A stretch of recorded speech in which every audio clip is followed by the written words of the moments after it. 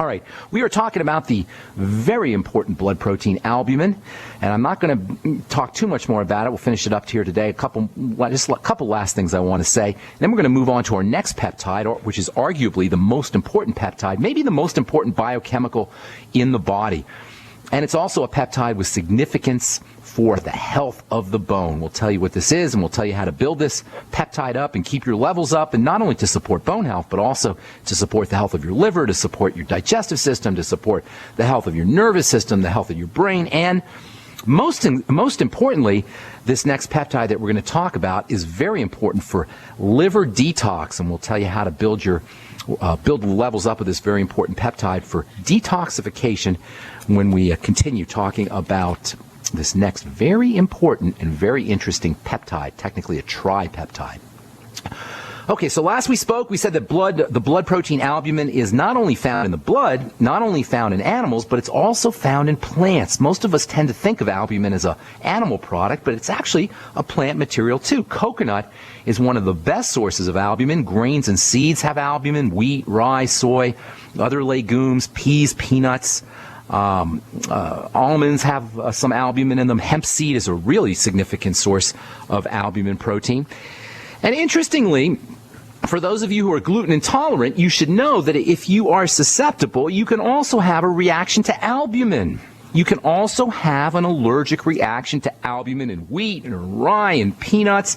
That means you may think you're doing great just eating your gluten-free pizza and you're drinking your gluten-free beer and eating your gluten-free pasta, but you end up with the same kind of allergic symptoms that you will have if you ate gluten. And you're like, what the heck's going on? I heard I'm supposed to be gluten-free and I still have problems. Well, you very well could be reacting to the albumin in your wheat or in your rye or in your barley. This is so important, and this is why I have such a problem with this gluten-free fad that food processors love. You know, when you eat gluten-free flour or gluten-free beer or gluten-free pasta or gluten-free whatever you're eating a highly processed food that may end up having problematic substances in them anyway.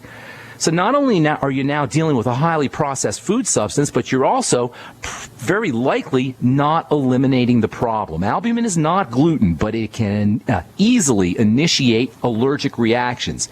If you're allergic to eggs, for example, there's a good possibility that you might be okay with the yolk and you may just be having a problem with albumin. On the other hand, flax might be gluten-free, but you could easily have a reaction to flax albumin.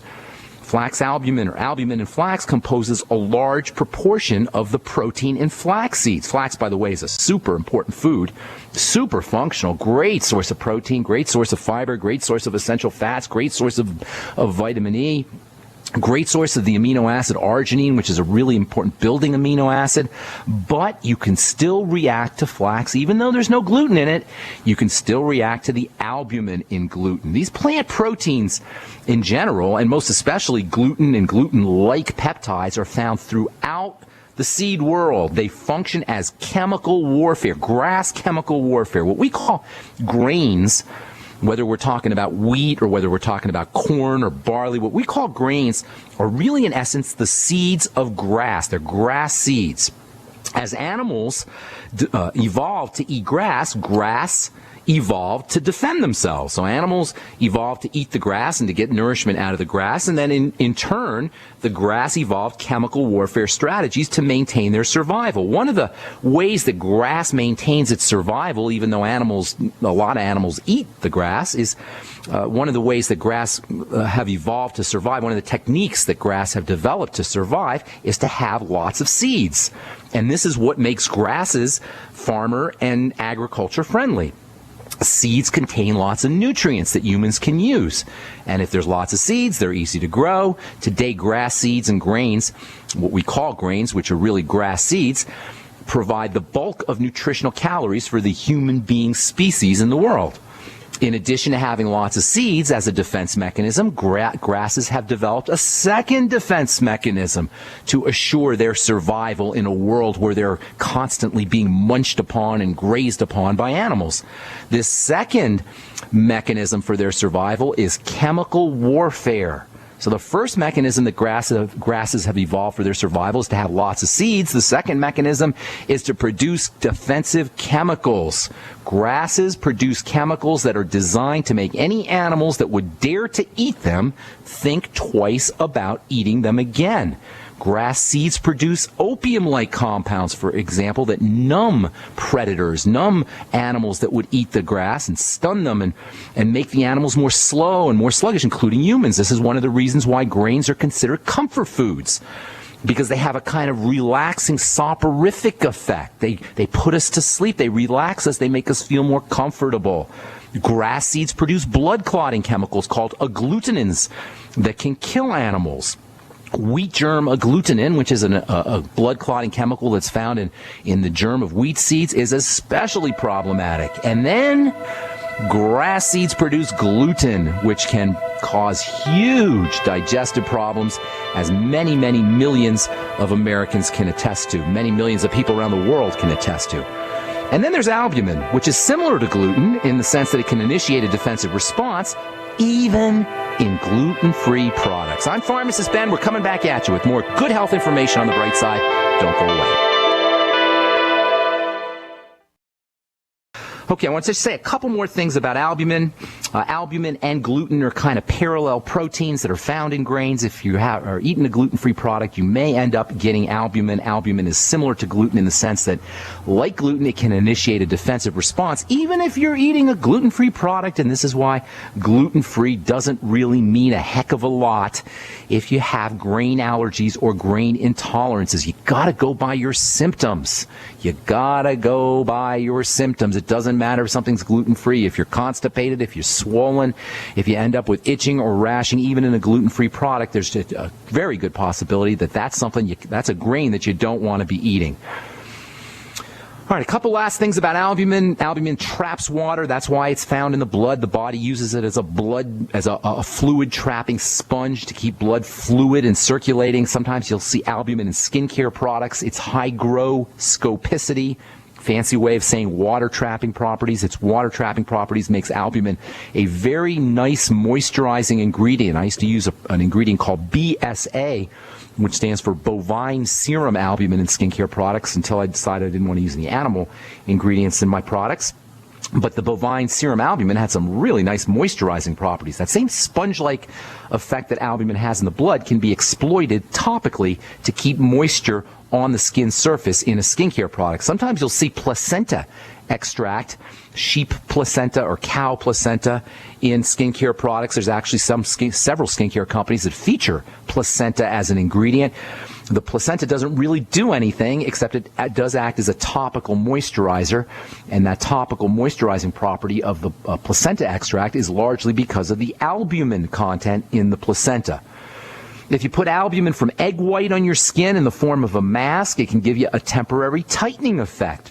Beat your egg white, add a little apple cider vinegar or lemon juice to the egg white, and then apply it to your skin. It'll dry into a tight film, and that film will kind of crack if you smile or if you move your facial muscles. And when you see it kind of cracking, you can peel the mask off, or you can even rinse it off in warm water. In addition to getting albumin, if you're using an egg white mask, you can also get some B vitamins, which are found in the egg white, minerals like selenium, which can function as an antioxidant that can help calm down redness and inflammation. It can help with acne. If you have dry skin, an albumin mask may make your skin drier, but if your skin tends to be oily or if you break out, albumin can help adsorb, that is, suck up some of that sebum, some of that oil, and leave your skin nice and smooth. And if you have blemishes, if you're dealing with acne, the selenium and the niacin in the egg white, pantothenic acid too in the egg white, can help prevent the formation of pimples and can help accelerate the healing of pimples too. If you do have dry skin and you want to take advantage of the tightening effects of albumin, put a little bit of fatty vitamin C in your skin. I'm going to be coming out with a fatty vitamin C product that we're going to be selling on the web, selling on the internet. It'll be not 100% pure fatty vitamin C, but it'll be a good 70 to 80% fatty vitamin C, and we'll be telling you about that here in the coming days. In any case, if you put a little bit of fatty vitamin C, or maybe beat in a little bit of avocado, or throw in a little bit of olive oil into your albumin mask, or underneath your albumin mask, you can help counteract some of the tightening effects and some of the drying effects of the albumin.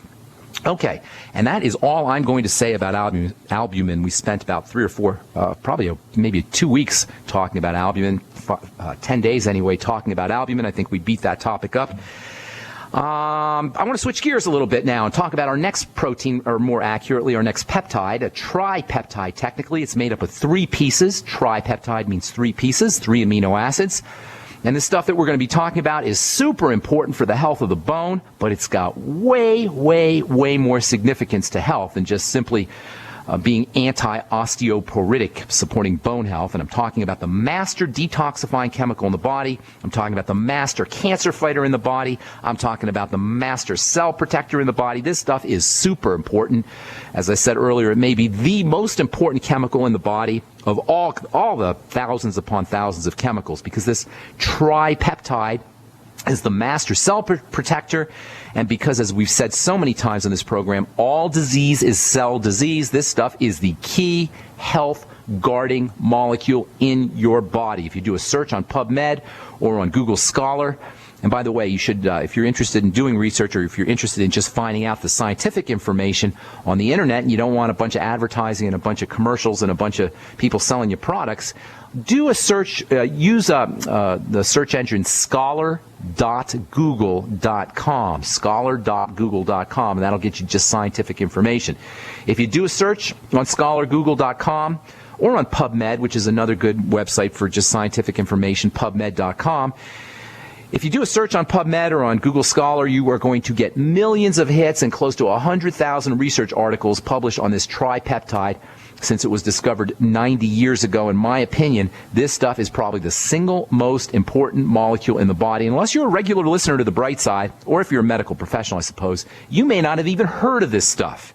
If you're using a prescription drug, or if you're using multiple prescription drugs, it is absolutely vital that you know about this chemical, and it's absolutely vital that you know what you can do to support it and to build it. Prescriptions, friends, are toxic chemicals. They're chemtrails that you put in your body. You guys who are worried about chemtrails, when you're taking a prescription drug, you're putting a chemtrail right in your body. Prescription drugs are poisonous chemicals that we voluntarily ingest, for the most part, without knowing why. For the most part, when we take prescription drugs, unless we're medical professionals or pharmacists, we don't know what the heck we're doing. We don't understand what these things are doing to us. For the most part, when we take a prescription drug, we're simply doing it because we've been told to do it. How silly is that? We simply take our prescription poison because somebody told us to do it. This is the most unbelievable statement and commentary about our healthcare system. We poison ourselves for no other reason than somebody told us to.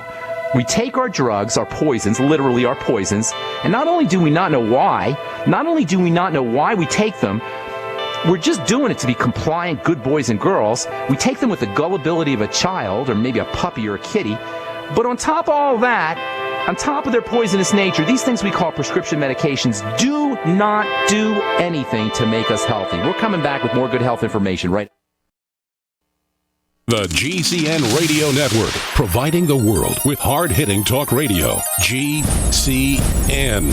Great talk radio starts here.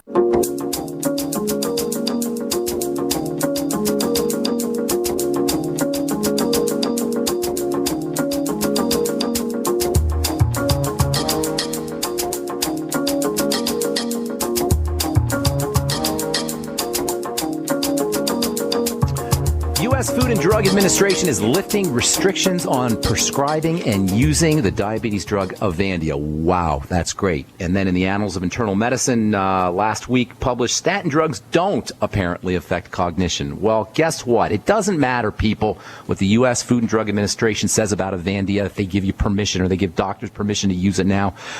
Or if the Annals of Internal Medicine say statin drugs don't affect your brain. The fact is, people, these are prescription poisons. These are prescriptions for poisoning your body. That's what prescriptions are. They're prescriptions for poisoning your body, and it doesn't matter if the FDA tells you that these things are okay, or if your doctor tells you that you don't have to worry about your statin drug, or the Annals of Internal Medicine approve the use of statins even for people who have cognitive problems. The fact is, your body has to detoxify these things because they're toxins. Your body has to clear them out. It has to use precious resources, precious vitamins, precious nutrients, precious amino acids, precious liver substances to clear these things out of your body because they're poisons. Your body doesn't know what to do with them. This whole idea of using poisons to treat the body is called iatrochemistry. Iatro means doctor in Greek. Iatrochemistry is the chemistry of doctors. And you know what? Even though today we consider it to be routine to just go to the doctor and get a high blood pressure medicine if you got a blood pressure problem, or to get a beta blocker if you have glaucoma, or heart disease, or to get whatever kind of drug you're getting to treat whatever kind of disease you're having. Really, this whole notion of medicalizing and pharmacologically treating diseases is only about 400 or 500 years old. It all began with a guy named Paracelsus. Paracelsus, who goes by the name, who was born with the name Theophrastus Bombastus von Hohenheim, gave himself the name Paracelsus as a nod to the famous Roman physician Celsus. Paracelsus means above Celsus. So this guy Bombastus von Hohenheim thought he was above the ancient physician Celsus, Paracelsus, above Celsus, and he's the first guy who came up with the idea of using chemicals to treat disease. Now, previously, medicine men had used herbs and plants to treat disease, but nobody thought about using the active chemicals in plants and herbs to treat disease until Paracelsus came along in the 16th century. And we'll have much more to say about this because our next subject is going to be the peptide that helps clear these poisons out of the body. And if you're on a prescription drug, and according to ABC News anyway, at least 88% of people over 60 are on at least one prescription medication. Many of them are on multiple prescription medications. Nearly half of all Americans took at least one prescription drug in a 1 month period that was measured. So many of us are using these things. There's over 4 billion prescriptions served in this country. And so understanding how to support your body's ability to clear these substances out, to detoxify these substances is super, super important. And that's going to be our next subject as we continue talking about proteins, believe it or not, for bone building. The same substance is also, the same detoxifying protein is also important for protecting the cells of your bone. And if you're suffering from or dealing with, or you want to avoid dealing with osteoporosis, you're going to want to know about this next very, very, very important peptide. We'll talk about that on our next Brightside episode. Time to hit our phones. Our number is 855-660-4261. Marlon in Indiana, welcome to the Brightside. What's up? Hey, Ben, how are you? I'm doing good. How about you? Good. Happy Thanksgiving. Happy Thanksgiving to you, my friend. How can we help you? My son yesterday morning came down and he said he's got a problem. He's got a sore on his backside. On his glute? Right on his butt cheek? Yep. Not uncommon. Not uncommon. Like a lot of people will break out in that area. I'm sorry. Go ahead. Yeah. It was like a huge pimple. It had black stuff on the outside, and it was really swollen up. So I made a paste of baking soda and silver. Yeah. And put that on. And then in the evening when I looked at it last night, took the bandage off, there was a bunch of pus came out, and where the black stuff was gone. But so there's a hole there about the size of the end of a eraser. All right, get some vitamin C. Get some vitamin C on there to help heal it. The healing process has begun, so get some fatty vitamin C, lipophilic vitamin C. The plain vitamin C might work a little bit, but the fatty vitamin C is what you want to use for healing. And as I was saying in our last segment, I'm going to open up a website with my fatty vitamin C product, and that should be up here in the next month or so.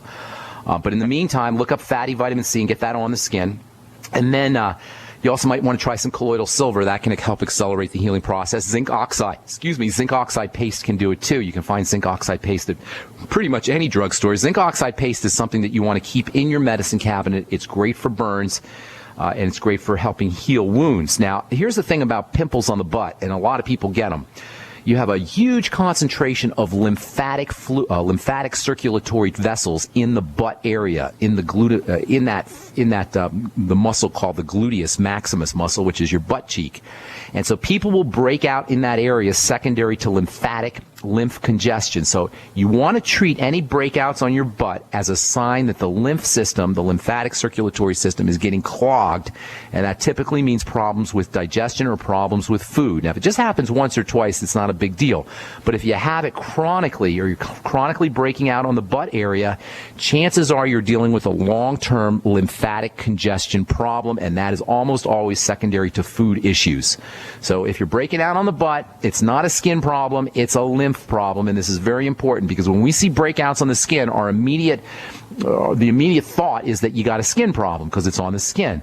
We don't think of what's happening underneath the skin that's kind of pushing upwards, causing the formation of the boil or the cyst or the pimple, and that really is the root of the problem. So all breakouts on the butt area, you want to consider those to be issues, lymphatic issues, usually secondary to digestive problems, which should come as no surprise considering the foods we all eat, especially considering the foods kids eat as well. Marlon, does your son have any history of digestive issues, constipation, or do you know anything like that? Yeah, he's got constipation he's dealing with, so we're trying to work on that. That's what you're dealing with then. Look to foods, look to problem foods, use probiotics, get your kid on the Albumin Nightly Essence product. How old is he, did you say? 8? 15. Oh, he's 15. Oh, he's no kid. Get him on the Albumin Nightly Essence. Have him eating more protein. He's probably, I'm assuming, because most 15-year-old kids are junk food junkies, cereals. He has a problem with digesting eggs, so that could be... Stay away from the eggs. Stay away from the eggs, or maybe just, as I was saying earlier in the program, use the yolks. Make sure he's using digestive enzymes after all his protein meals.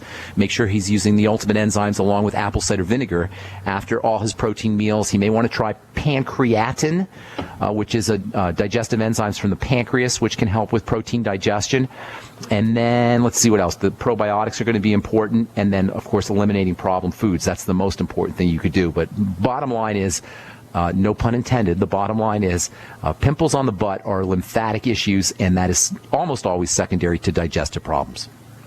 Okay, so it could be, if he's got to deal with albumin, with the eggs, it could be the albumin then. Yeah, it could easily. He may be okay with the yolk, and that would be great because most of the good stuff is in the yolk. I mean, there's good stuff in the white, too. By the way, albumin, I know I said this before, but in case you haven't heard it or somebody hasn't heard it, albumin in eggs, the egg white is not the same as albumin in the blood. Albumin is E-N, A-L-B-U-M-E-N. That's the white stuff in eggs. Albumin, A-L-B-U-M-I-N, is the blood protein.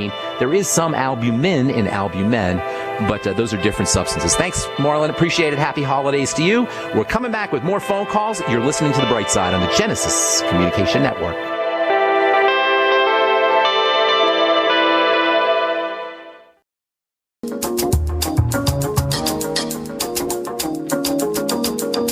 We are back on The Bright Side. Robert in Canada, what is going on? How you doing, buddy? Hey, good, man. I called a couple months ago about my autoimmune disease, MG. Okay. Yeah? Say again, MG? Yeah, myasthenia gravis. Oh, myasthenia gravis. Oh, yeah. How you doing? Yeah, man. My hands completely came back. I could chew again. I could talk again. Praise God. That's awesome. Yeah, awesome. my eyes are a little bit still droopy, but I'm getting a lot better. You're talking a lot better, too. You're talking a lot better. You're talking a lot better. It came back. I could chew again. I could eat apple again. Oh, my goodness. I could eat solids again. Yeah, you were talking... Is, You were talking real slow. When you first called, you were talking much slower, and I couldn't understand. That's awesome, Rob. Congratulations, man. Congratulations. Thanks, man. But my main question is, so I try to get healthier. I stopped my blood pressure medication. Good for you. Well, the problem is, for the last couple of months, it was 150 over 110. It's not changing. All right. Well, you got some stress in there. Blood pressure is a sign of sympathetic overdrive. There's two nervous systems. You got a stress nervous system and a relaxation nervous system. The sympathetic nervous system is your stress nervous system.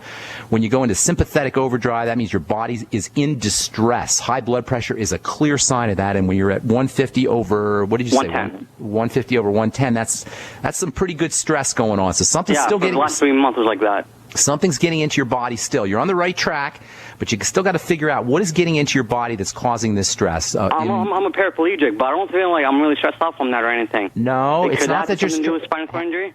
Hang on, Rob. It's not. I don't mean emotional stress or mental stress. Those can contribute for sure. But I'm talking something is getting into your body that's causing some kind of stress response. I found I'm lactose, so I stopped that. Potatoes I'm intolerant to. Okay, well, you're on the right track, but there's still something, as long as that blood pressure is high, something is getting in there. Now, the fact that you're a paraplegic, that's going to put some stress on the body anyway. But I would, if I were you, I would still try to hunt down, just like a jaguar. You want to kind of hunt. You want to stalk what's going on into your body. What's going on in your body. What's that? I'm not really eating that much protein. Well, you want to, if you're not eating protein, that means you're probably getting your calories from carbohydrates. And if you're getting your calories from carbohydrates, there's a good chance that you're taking in stuff that your body is responding to in an allergic fashion. Proteins and grains can be a big problem, as I'm sure you know. Even glycoproteins that are in vegetables can be problems too. So focus on the digestive system. Focus on foods that spike your blood pressure. If you have skin problems, focus on foods that cause skin problems. Deep breathing is your best friend when it comes to high blood pressure. Slow, deep breathing. I don't know if you've heard me say this, but go get yourself, if you have a smartphone, go get the MyCalm Beat.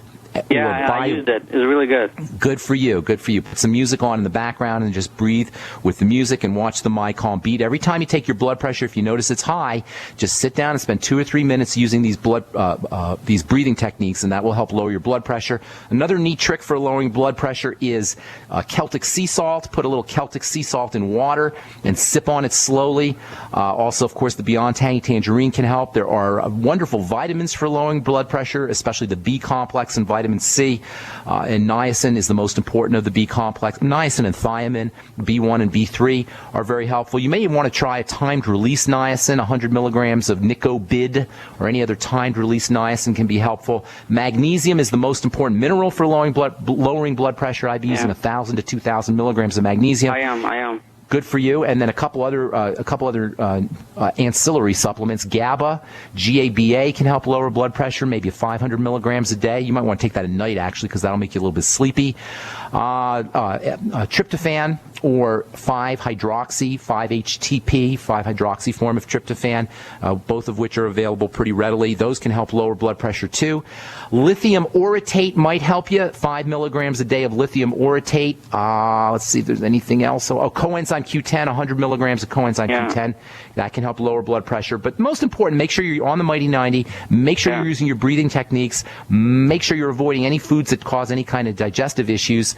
And then, of course, Celtic sea salt, as I say, that can also be helpful. Ben, before you let me go, I have problems with peptides. Or do I even have problems with peptides? Do I eat more protein? What should I do with protein? If you eat more protein and you find a protein you like and you notice you're having reactions to it, you can do one of two things. You can avoid that protein and choose another one, or you can try taking that protein with enzymes and hydrochloric acid. Now, what if I'm not having problems with protein? I don't have problems with protein. I eat chicken. But you don't know, though. You may be having a problem with it, and that might be causing your blood pressure. So you don't know. The best bet for you is to get a blood pressure cuff. I'm sure you have one.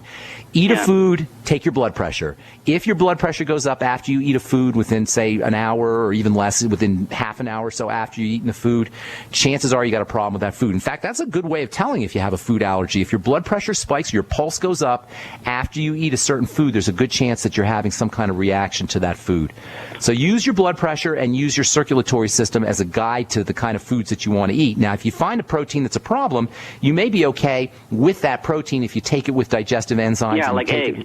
You may some folks may have a problem with eggs, but if they take them with enzymes and with hydrochloric acid, they don't have a problem. I don't. As soon as I take enzymes, I don't have no problem with eggs at all. Good for you. So you're discovering that when you start to support your digestive system, foods that you thought you were allergic to may be okay. So long story short, and I got to move on, Rob. Okay. Is focus on foods that cause a circulatory problem or a blood pressure problem. But is this healthy though? Can I really last 150 with 110 for the last 3 months? No, it's not a good thing. I mean, you can get by, but no, it's definitely not good. Man. Like honestly, I'm looking for everything. Like you don't even understand. I'm doing everything, man. Well, you're not doing everything because you're right. I'm not. There's some other things you can do. I got to move, Rob, but thank you so much for your call. God bless, man. Happy holidays to you too. Appreciate your call and congratulations on dealing with that myasthenia gravis. I remember when Rob first called, I couldn't even understand what he was saying, and now he's speaking much more clearly and with much more rapidity. And that's just the power of taking care of your health. Folks, there's not a single drug on planet Earth that could have helped Rob the way simple digestive, dietary, nutritional strategies can help. And that's what the bright side is really all about at the end of the day. The good news that says you don't need your darn doctor. Unless you got hit by a car, you don't need a doctor. You don't need drugs. You don't need Obamacare. You don't need insurance companies. You don't even need me, because the human body is a self-contained healing system. Once we can figure out what the heck is getting into the body that's causing our disease states or our illnesses or our health crisis or health challenges, whatever they may be, the body can do the work as long as we give it the raw materials it needs to do the work and avoid giving it the crap that interferes with its God-given mandate. All right, Rob in Rhode Island, welcome to the bright side. What's up, buddy? How you doing? Doing good. How can we help you? Saturday night I had an episode where my left hand started shaking so bad. I had a glass of wine and I had food in the other hand. I was at a function and I couldn't control it. It went all over my shirt and everything. But Not good. How old are you, Ron? Yeah. How old are you? 65. Any history of heart disease? Yes. Okay, well, that's what we're probably looking at here. You're probably looking at a circulatory. Did you have a stroke? No, I had a bypass. Okay, you had a bypass. All right, well, here's the deal. At 38, I had a heart attack.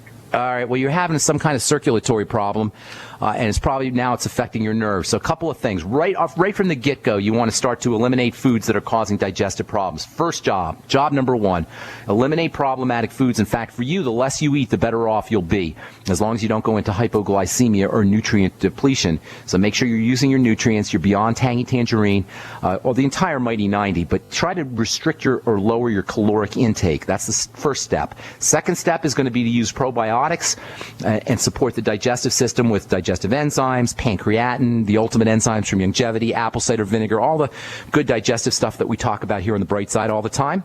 Thirdly, make sure you're flooding your body with electrical nutrients, the B vitamins, essential fatty acids, and electrolytes. You'll get them all in the Beyond Tangy Tangerine, but if I were you, I'd be taking extra B complex. Get yourself a B100 and just take it every hour or every 2 hours as you're sipping on your Beyond Tangy Tangerine.